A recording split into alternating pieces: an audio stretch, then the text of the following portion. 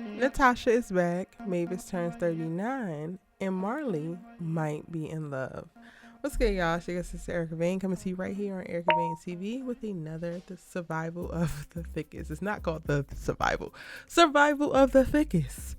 In this episode, I'm going to be breaking down season 2, episode number 5. We are halfway through the season. The episode is titled A Change Gonna Come.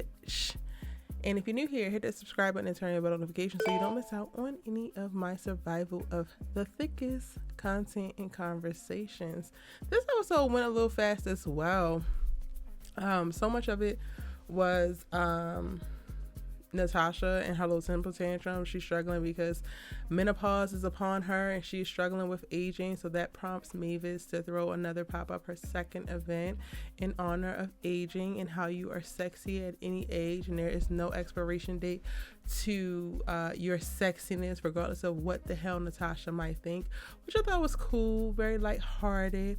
The weight of the episode for me, or where my eyes were drawn to, was with Marley. We get an intimate moment between her and Daphne, so much so that it feels like something happened that she had never really experienced before, y'all, and she didn't know how to handle it. And the tear came down her eyes and she had to go ahead and get out of there. Yes, the orgasm might have been amazing, but that was some other stuff, some other feelings, some other stirrings, and that honestly is highlighted by the jealousy and the insecurity that we see her have throughout the rest of the episode while she is checking Daphne's social media, sees her in very political looking, business looking photos with her ex-wife.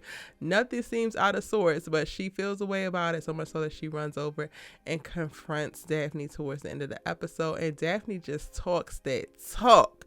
I'm sorry, I didn't create a space for you to be soft and vulnerable with your feelings. Like, what? Like, I was like, ma'am, that's how you talk to your partner. That's how you handle insecurity. That's how you open up the lines of communication and solidify a safe space for you to express your feelings with one another. Absolutely. I know she threw that cat at her right then and there. Right? As soon as we cut out of that scene. They're actually a cool couple. They're actually, like, I think that Daphne is really, really great for Marley. So I hope that Daphne is not running game. I hope that Daphne don't have no ulterior motives. I hope that Daphne is exactly who she is, seems to be. Because if this don't work out, this will be it. Honestly, this will be it for Marley, I think. She gonna be done.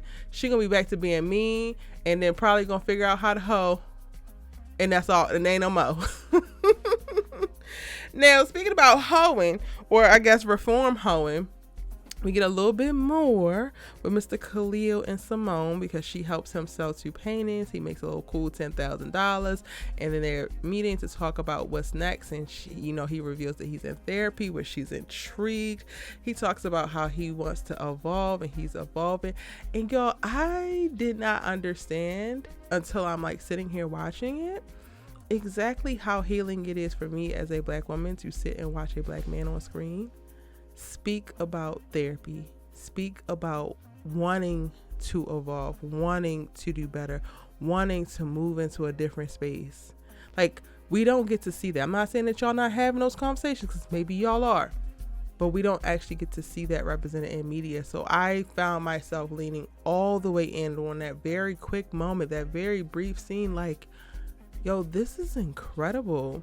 It's so intriguing. And you know what? Simone actually agrees. And now I'm sold. Last episode, I wasn't sure. This episode, yeah, Simone feeling him too.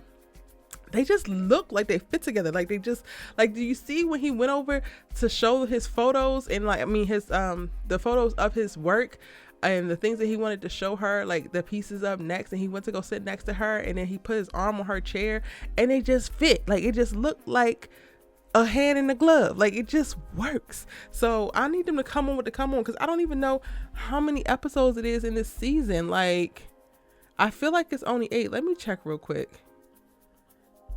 I think it's only 8 episodes.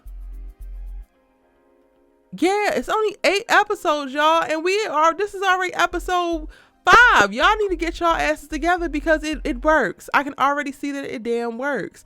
Now, Natasha has Mavis embarrass her damn self once she gets over to the Harper's Bazaar Icons luncheon that she comes and asks Mavis to style her for, only to run out once she realizes that she's being honored a bunch of old women as well. And it's like, girl, please. I love Garcelle, so I'm gonna watch her, but the Natasha character is not my fave, and like, not all of her storylines and the stuff that she be having going on sticks. Like, and then also her wigs be terrible. I'm just like, man, for you to be this highfalutin bougie ass, I'm better than everybody, I look better than everybody, get your wig right. You got money, don't you? You supposed to have that good lace, because you don't. But anyway, she runs out of the luncheon. Mavis goes up there to try to accept her award, but then does it in the most awkward way, and then winds up getting security called on her for this very comedic, weird moment. These are like the awkward hijinks that like I get are part of like the blood or the life force of the show, but it's just not my cup of tea. And I think it was so much of this last season that's what like made me like, this was a cool show, but you know, whatever. It's that, like, it was so much of this. I'm not necessarily mad because we get a little bit more of a balance this season, but I just wanted to go ahead and make that note because I don't know if I was as clear as I wanted to be when I first mentioned this. But again, like I said at the top of this video, this sparks Mavis's idea to have the sexy at any age pop up, and then we also get a cameo from Bevy Smith because it gets greater later. That's her tagline. And then we also have Francesca Ramsey in there as like the assistant or journalist or something to the high-powered wet lady Hannah at the Harper's Bazaar, who comes and does a feature towards the end of the episode. But for the most part, it was a cute episode. Khalil and again Marley really did it for me. Because Mavis's storyline this episode was not necessarily my fave, but I get it. What I do love about what went down as it pertains to Mavis's episode is that I like the space that she's created, and I think that we actually need this in real life. So I'm hoping some people get on the horn and start creating community shopping experiences like this, because we are in desperate need of community, and it's going to be the infusion of places, safe spaces like this that could be the things spearheading a resurgence of community, because just watching how those women felt so safe and it was so fun, I was like, yo, I would actually love to attend something like this. Like, I'm seeing invites, like I live here in LA, so there's things happening all the time. However, not a lot of the social events feel like they could be as safe and welcoming as you would want it to be. A lot of the spaces just feel like they're trying to get as many people as possible and make a profit, because capitalism is whooping everybody's ass. But what Mavis has been able to do with her store, I think is incredible, and I would love to see that in real life. All right, y'all, that's everything that I thought about this episode. I'm going on to watch episode 6, and I feel like I'm going to be wound up watching all of this in one sitting, child, because it is good. This season is really giving. Let me know what you think in the comment section down below. And she says she loves Talk TV with, and I'm seeing you in the next one.